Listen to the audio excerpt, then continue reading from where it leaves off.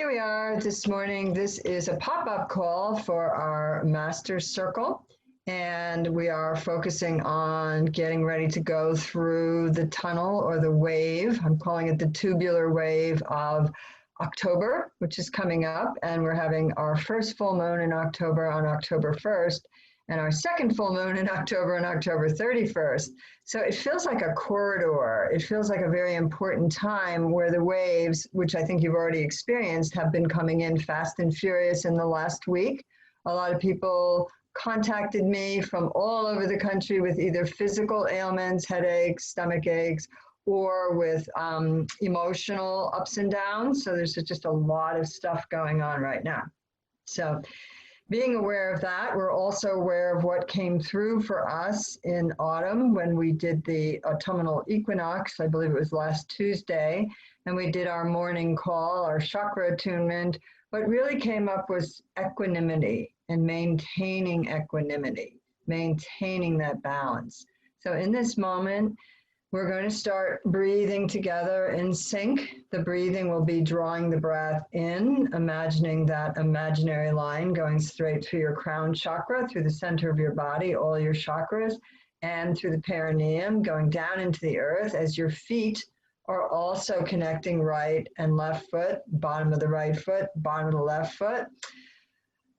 Chakra in the center of each foot, connecting to the new healed whole Mother Earth. So take a moment to close your eyes, focus your breath, focus on breathing in and out on the inward breath, focus on pulling yin energy or earth energy up into your body, and on the outward breath, focus on pulling through the top of your head yang energy or heaven energy through your body, meeting in the middle, and just in the middle of your chakras in the heart, balancing things, balancing you, breathing in, breathing out. Sweep your arms out and above your head on the inward breath. Pause in prayer pose above your head.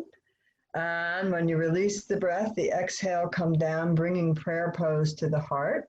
We'll do that 3 times, oming on the released breath. So you'll be oming as your hands are in prayer pose coming down to your heart. Ready?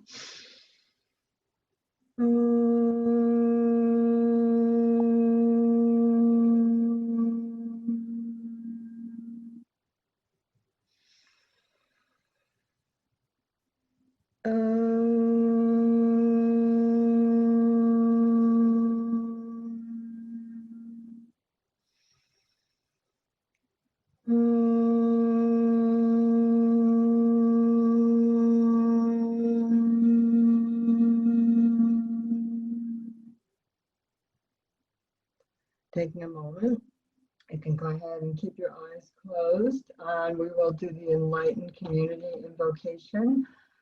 My heart opens to the compassionate light of spirit. I am love. My heart opens to the compassionate light in all beings. We are unified by love. My heart opens to the divine light within me. I am divine love. My heart connects to and reflects the divine love in all beings. We are unified in love. I remember this truth every day. I step into enlightened community. I am loved. And just in a few silent moments, go ahead and say your version of that prayer. You're stepping into enlightened community. And in that silence, find your intention for stepping into this enlightened community, for being a part of this circle, for being a part of the vast enlightened community of opening hearts throughout the planet and the universe.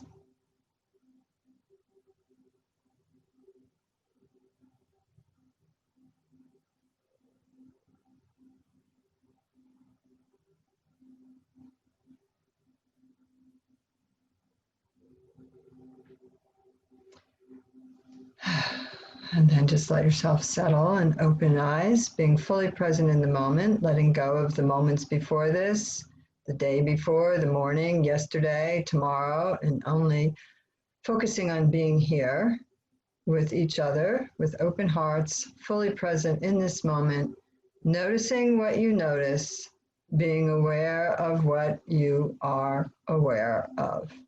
Breathing in, breathing out. And so as we came into the autumn, this was called together by Spirit, this pop-up circle, to help you maintain that equanimity. What is equanimity? Equanimity is an inner peace. Equanimity that we're looking for is the inner peace that is unshakable by the outer world, unshakable by outer thinking, outer fears, outer worries. Inner peace that remains there despite of what the universe throws at you.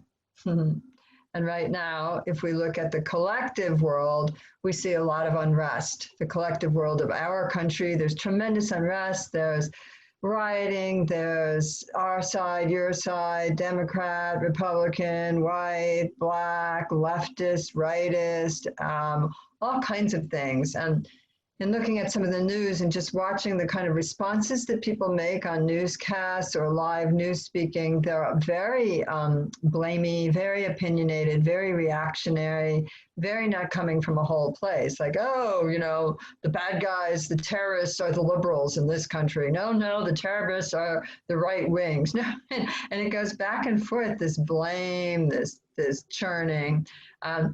We have the opportunity to come into center and to maintain equanimity.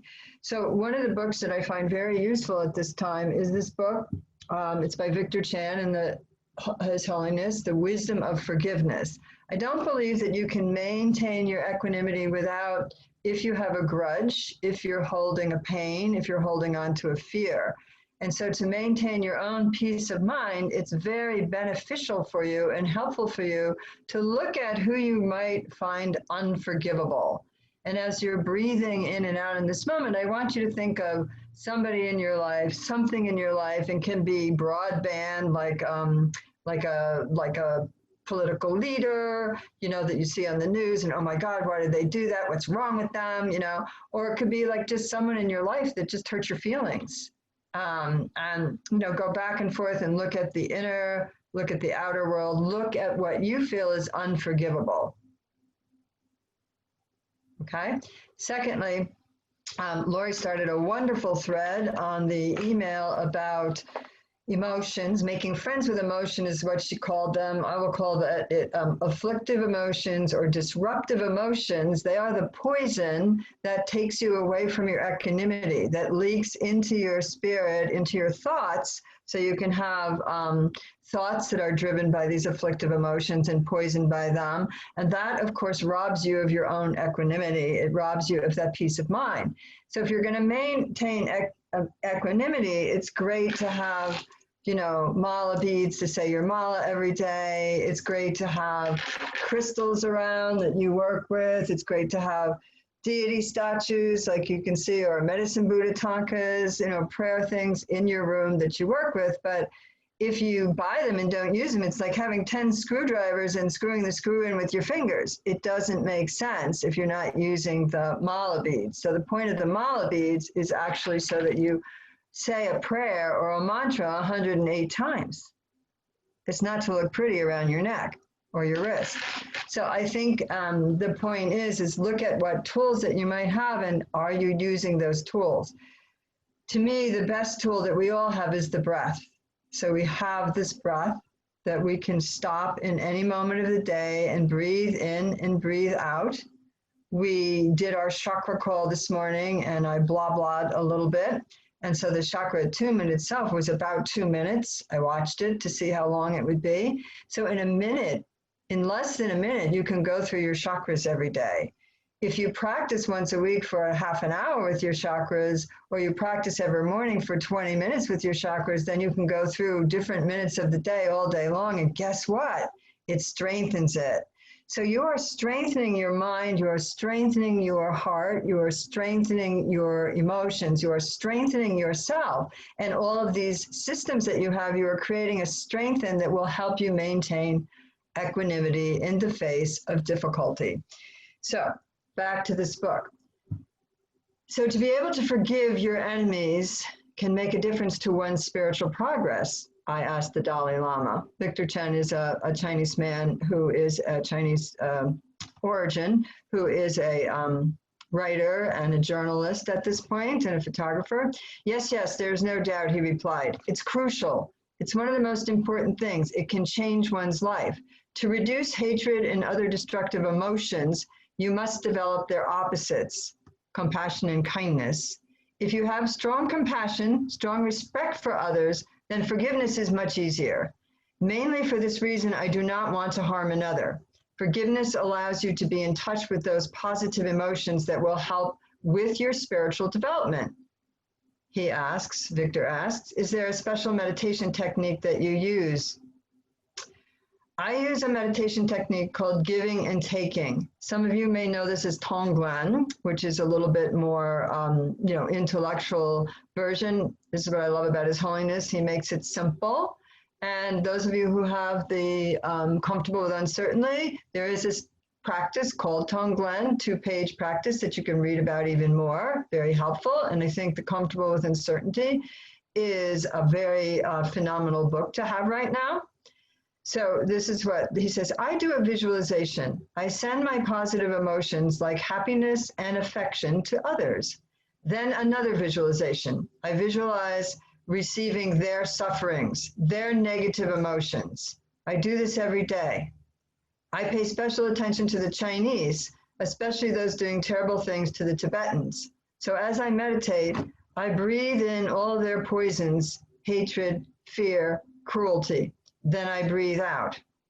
And I let all good things come out, things like compassion, forgiveness. I take inside my body all the bad things. Then I replace the poisons with fresh air, giving and taking. I take care not to blame. I don't blame the Chinese and I don't blame myself. This meditation is very effective, useful to reduce hatred, useful to cultivate forgiveness. Now, the title of this original class, when we started it last August, a year ago, this past August, was Self-Mastery. And we are calling this Master's Circle, this particular extension of it. In the self-mastery is understanding the feelings within yourself, the negative, the positive, the yin, the yang, the fact that you have a dual nature and you live in a dual world. So there are some things that are going to bother you. There are some things that are going to bring up afflictive emotions. It is impossible to be whole in a dual world, to stay happy all the time and to stay over here and only be positive. I think Ali pointed that out very beautifully in our last class when she spoke of the idea of staying, only wanting to stay in the good stuff all the time.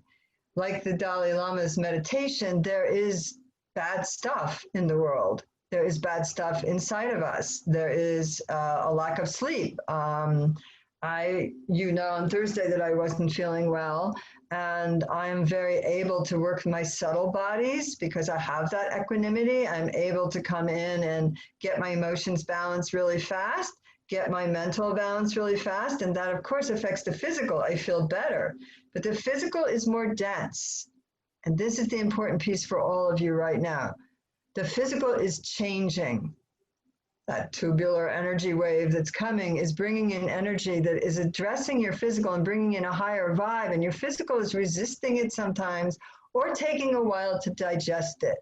Your physical body teaches you that if you eat a huge meal, it has to take time to digest it. If you eat the huge meal, at 10 o'clock at night before you go to bed, then drink alcohol, your body is trying to go crazy all night, so it can't shut down and let you have a deep, restful sleep. You have a very unrestful sleep, right? Remember that Alka-Seltzer advertisement with the marching peppers and the marching things coming through and the guy couldn't sleep? So the point is that when this higher energy comes in that you're asking for, because you're praying, you're meditating, you're trying to change, you're growing spiritually, you're asking for that, and your physical body has to take time to digest it. So by Friday, which was yesterday morning, feeling really good again, getting out there and jumping in, doing all the things. And of course, today, not feeling so good again. So pushing. And a big reminder of, in this book, there's a story that His Holiness tells. It's in 2002 when he was going to do the Kali Chakra in India. he was going to do a major teaching. It's the 13-day teaching. It's very powerful. The ones in India garner about 200,000 people. It's a big circle. This is a circle to hold, and there's only, 15 of us? So 200,000 people is a big circle. And he got very ill, and he wasn't able to do it. But funnily enough, he said he'd been hearing all the time, rest, rest, rest. People telling him, calm down, take care of the physical, and he just kept going because he has such equanimity and such balance. And so ultimately he did have to be in the hospital for a couple of weeks and so on and so forth. But the point was, I got the message again, just because I feel, stop pushing.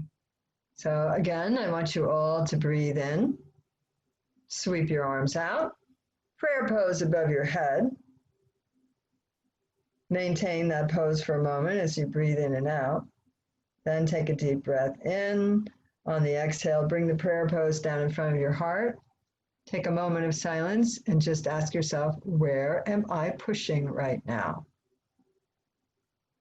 What do I need to let go of?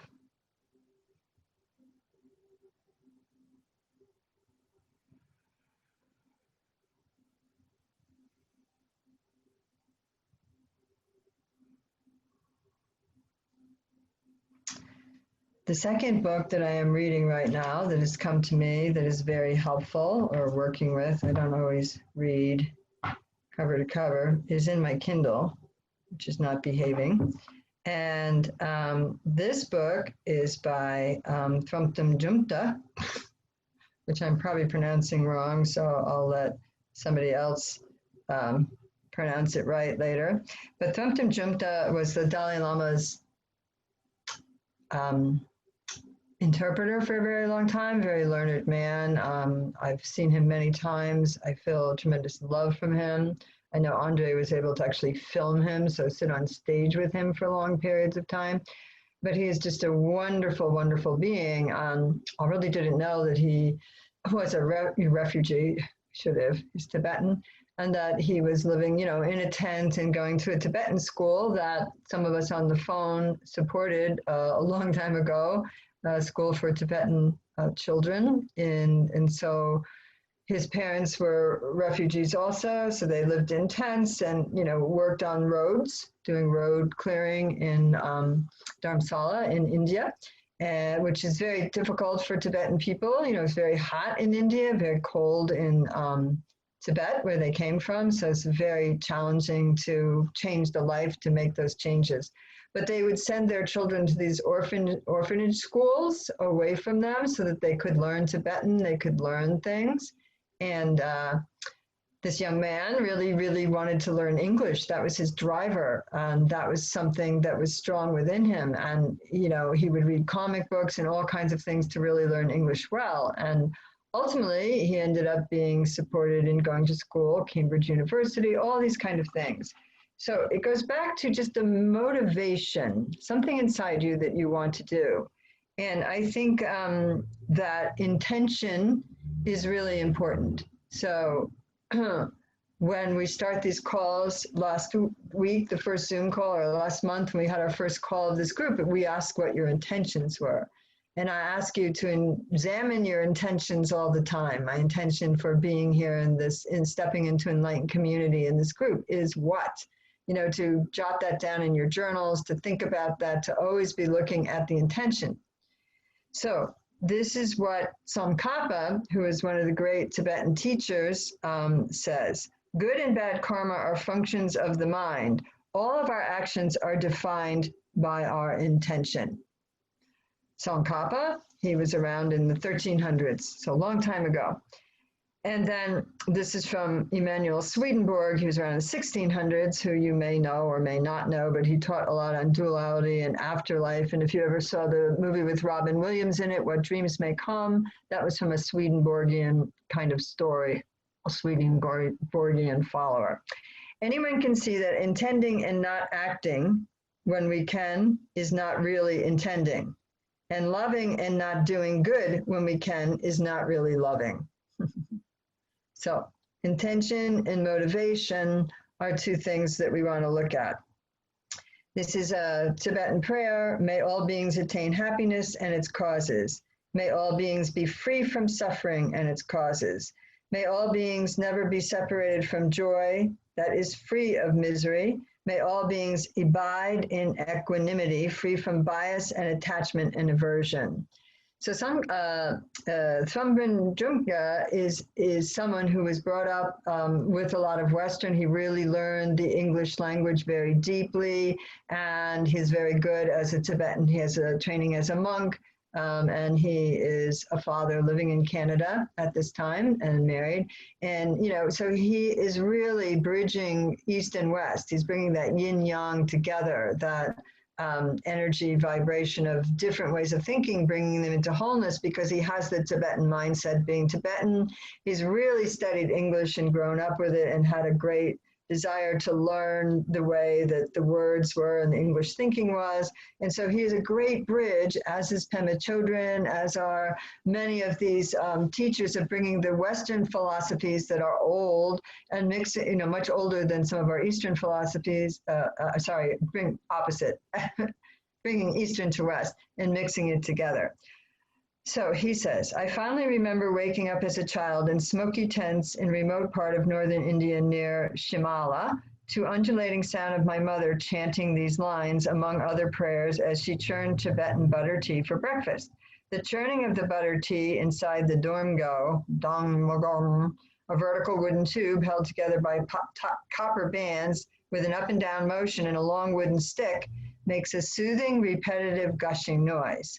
The tent camps where my parents lived as road workers would move sites, but the children's village where I was boarding would arrange for us to visit our parents maybe a week or two at a time.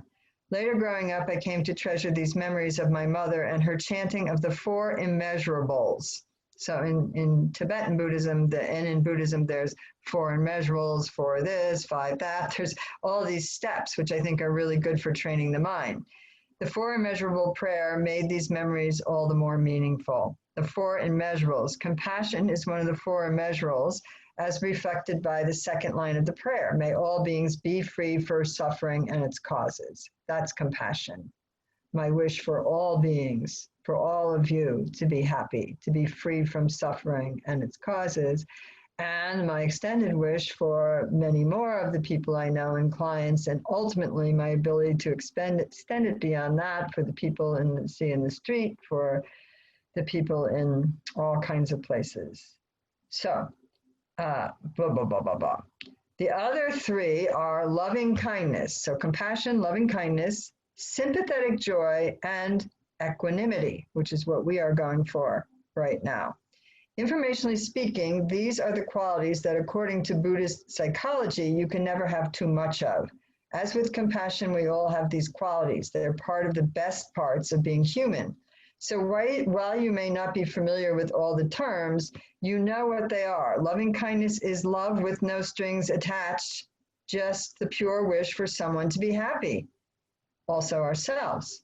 May all beings attain happiness and its causes. That's sympathetic joy. That's experience happiness as someone else's happiness or good fortune. So think of it. Close your eyes for a moment. Did you recently hear of someone winning a prize, or their business becoming good, or having their 25th wedding anniversary and celebrating with joy, or getting an award? And did you feel totally happy for them? Or did you feel like, I'm not going fast enough in my life, I have to get more successful, or I wish it was me, or I'm jealous? Pay attention to these things. Sympathetic joy is experience happiness at someone else's happiness or good fortune. Imagine how happy you could be if you really felt that way. It would just grow and grow and grow. May all beings never be separated from joy that is free of misery.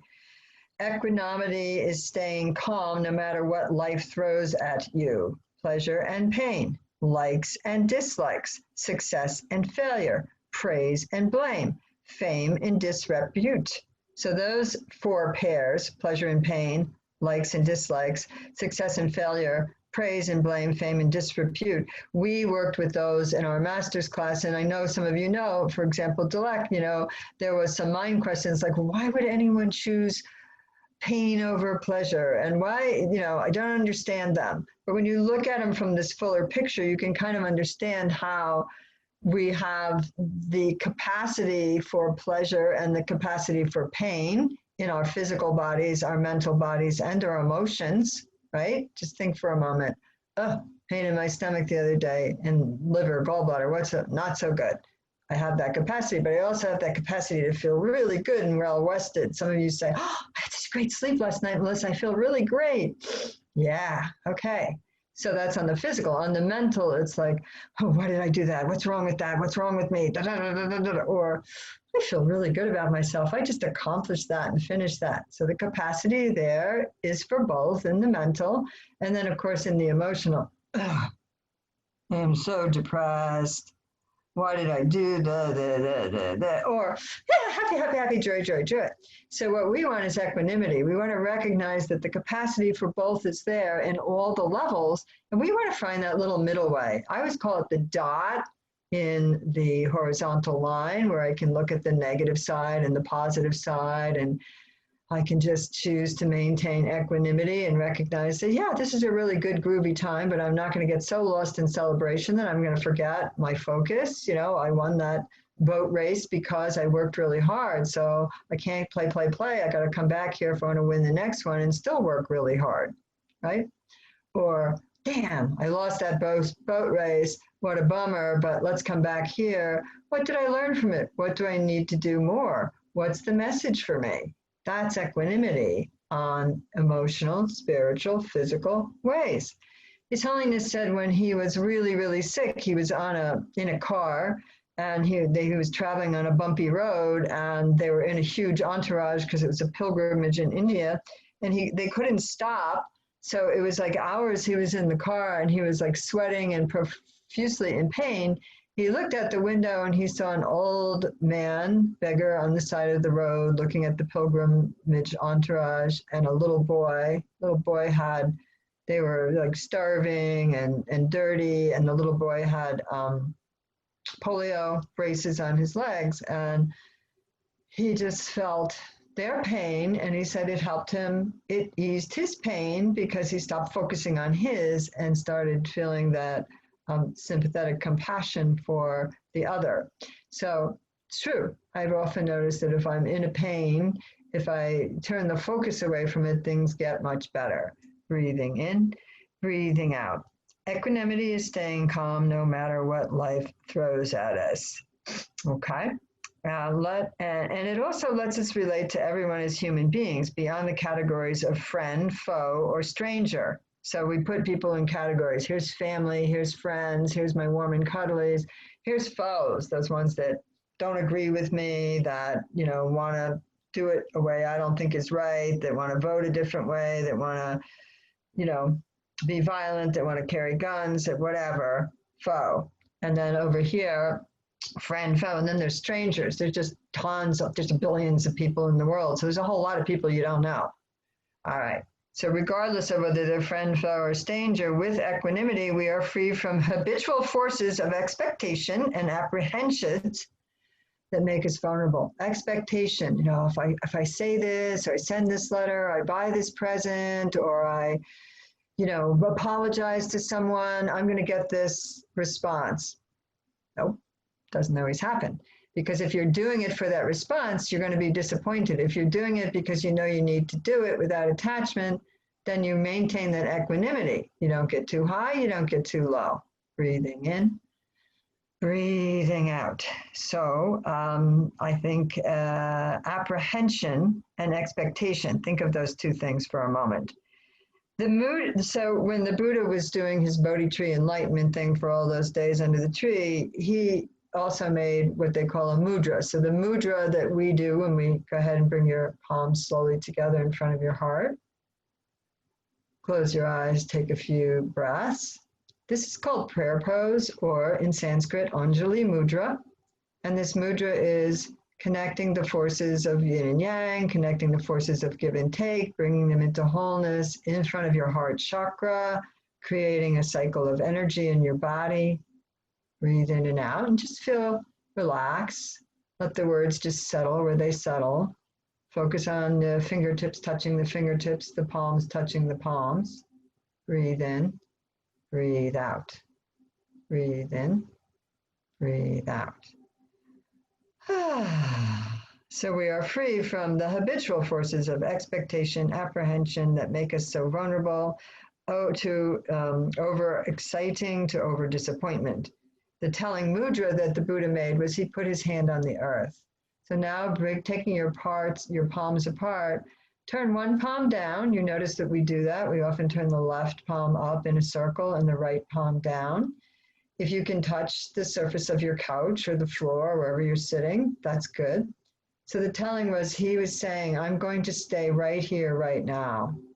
I'm going to stay connected. My left palm is up in my auric field because it's in my space, in my aura that's around my body, and my right palm is pointing down. I'm very quiet in this moment.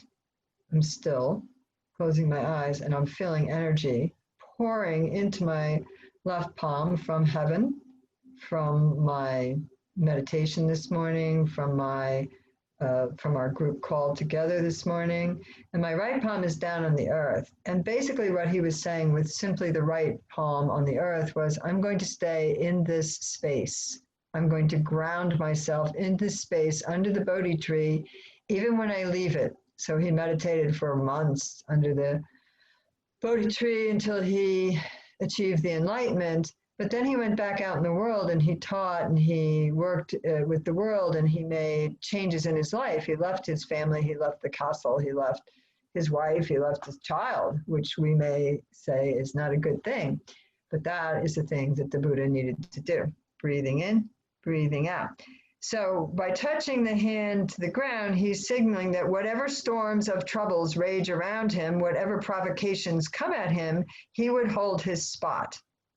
This is the picture of equanimity. May all beings abide in equanimity, free from bias and attachment and aversion. Each of these qualities, also known as the sublime abidings, have an opposite or an enemy, a far enemy. That is obvious enough. For compassion, it's cruelty. Taking a moment to just close your eyes, there's been a time in all of our lives when we've acted in a cruel way. For most of us, mostly a withholding of our energies or withdrawing or maybe an unkind world. Who knows? Maybe some of you have beaten your dog. I don't know. Breathing in, breathing out. So for compassion, it's cruelty. For loving kindness, it's ill will or harmful intent.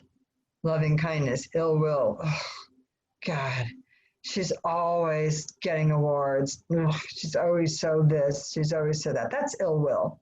Just kind of those hanging in those thoughts of, ugh, I wish she would just trip, whatever.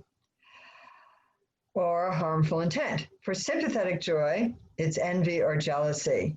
So before we said, remember last time when someone got an award around you, did you feel genuinely happy for them? Or was that, wish it was me, or why can't I get farther in my life, or whatever? Okay. Worse still, envy or jealousy may lead us to take joy in the misfortune of someone we do not like.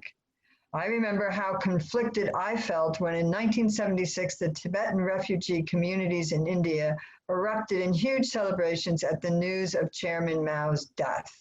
If there's one person who is most responsible for the suffering of the Tibetan people, the annexing of Tibet and the suppression of its people, the destruction of its culture, ecology, and whose whole tragic legacies remain still unresolved, it is the great helmsman of communist China. As a restless teenager, I might have liked to join the celebration, but my monastic training made me think better of it. I did, however, enjoy the holiday we had from our routine of study and field work in the moment. So that is a good thing. I have to be honest, I've heard a lot of us say, I wish our president would just have a heart attack and go away. And there are times when I've kind of felt that I wish he would go away. I feel the thought come through like a cloud that obscures the light, but I realize that he is not the problem.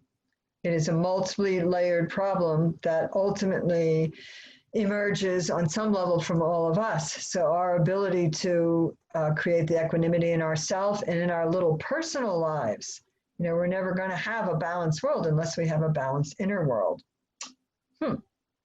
Equanimity has a few opposites: greed, aversion, prejudice, which together causes so much agitation in our mind and undermines its equilibrium.